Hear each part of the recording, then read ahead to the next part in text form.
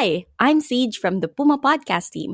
If you like listening to this show and others created by our team, you can help us keep making them through our Puma Patak tip jar. Our goal is to get 100 of you, our friends, to make a contribution and show your support for the journalism and storytelling that we do. We're happy to keep making shows that you can listen to for free, but making them isn't free, so we appreciate any support you send our way. All you need to do is to go to pumapodcast.com where you'll find a link to the Pumapatak tip jar. Hi, I'm Franco Luna Puma Podcast. You're listening to Teka Teka News, balitang thinking, hindi breaking. In this episode, it is very clear from the prosecution's evidence that Joey Remulla is not the importer of this dangerous drug. Doon po mismo sa mga affidavit of arrest, sa testimony mismo ng mga PDEA agent, inamin nila na nang dumating yung parcel sa bahay ni Mr. Remulla, sinabi niya, hindi ko ina-expect yan. Pero teka, hindi ba siya nahuli na may halos 900 grams ng high-grade marijuana? Was he not caught red-handed then?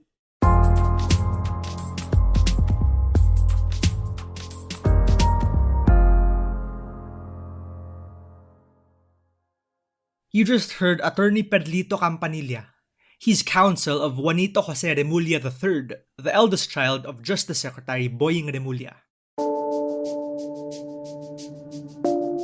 As we know, the younger Remulla was arrested in October after authorities seized 900 grams of marijuana worth around 1.3 million pesos from him. He pleaded not guilty to illegal possession, and on January 6th, he was acquitted by a Las Piñas court and walked free. That's right, he was behind bars less than 3 months.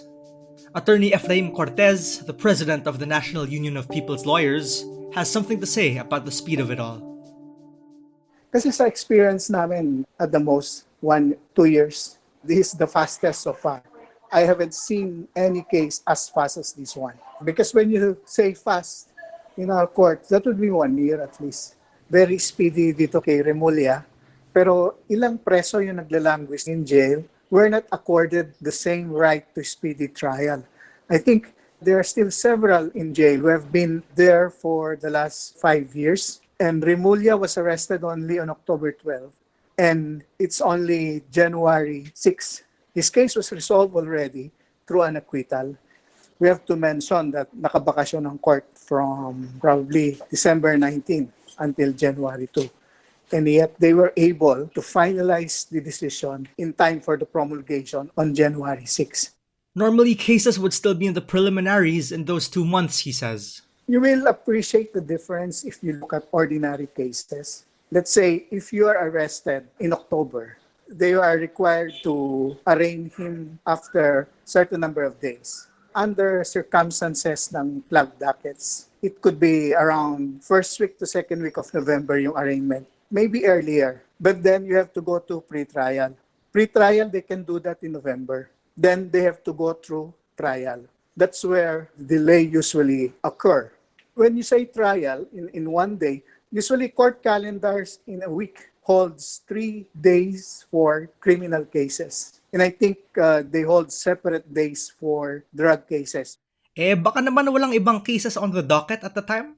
So you're looking at, 30 to 40 cases in the calendar of the court. Usually in a day of the 30 cases, at least around 10 are set for trial. Some are set for prosecution's evidence. Some are set for defense evidence. Meaning, if the hearing starts at 8:30, which is usually not the case, they will finish off arraignments, those scheduled for pre-trial, so that they will start to hear those cases in trial at around 10 o'clock, and they have to break at 12. Yun ang sinasabi natin kung walang delay, walang holidays, hindi nagkasakit si fiscal, hindi nagkasakit yung ibang personal sa court. Right from the start, the preferential treatment was obvious. For one, Remulla's son was asked to take a drug test, but he declined, and that was that. If he had tested positive, he could have faced another drug charge. Then, the Philippine Drug Enforcement Agency gave him the courtesy of blurring out his face when they released his mugshot to the media. Saan ka nakakita ng drug suspect na may ganyan na opsyon? The Remulla camp has gone as far as claiming that the Justice Secretary's son was framed. But there's another charge pending. Here's his lawyer Perlito Campanilla again. There is the remaining matter of the second case filed against him, that is illegal importation, but we are confident that the same will be given the same treatment as this case. We're pausing for a quick break now. When we return, we'll break down the defense's argument and how they won the case.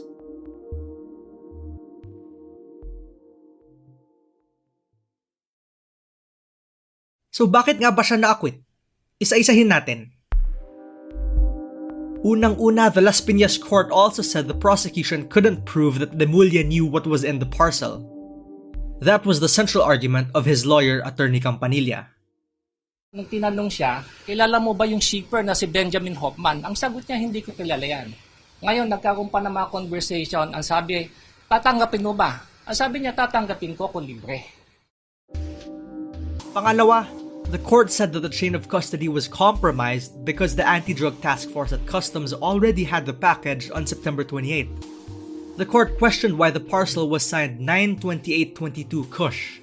They said Customs Examiner Gerardo Pascual couldn't answer for the signature when he only received the parcel days after. So the task force blew a crucial element to case buildup. See, one of the most common defenses in the prosecution of drug cases is the failure to establish the chain of custody. The law requires a strict procedure for handling object evidence, and any breach renders evidence inadmissible.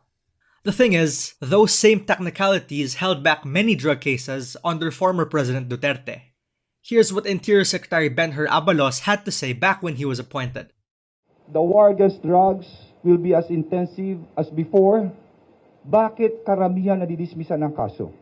Under Section 21 of the Dangerous Drugs Act, once you have a raid, there should be an inventory.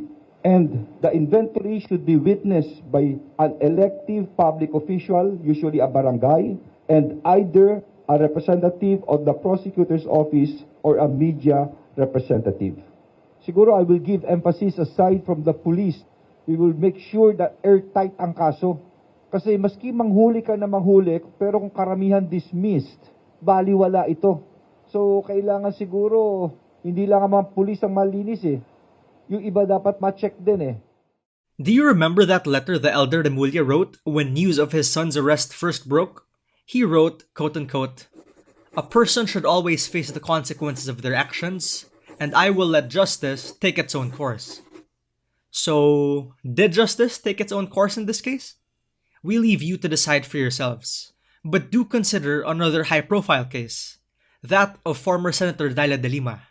She's been languishing in jail nearly 6 years, waiting for her day in court. Sabi nga nila, ang bilis ng pagresolba ng kaso ni Remulla ay hindi dapat maging sana all lamang. Para sa NUPL, dapat all may right to a speedy trial. If the son of the Justice Secretary can have that, why can't all Filipino drug suspects? Here's Attorney Efraim Cortez of the National Union of People's Lawyers again.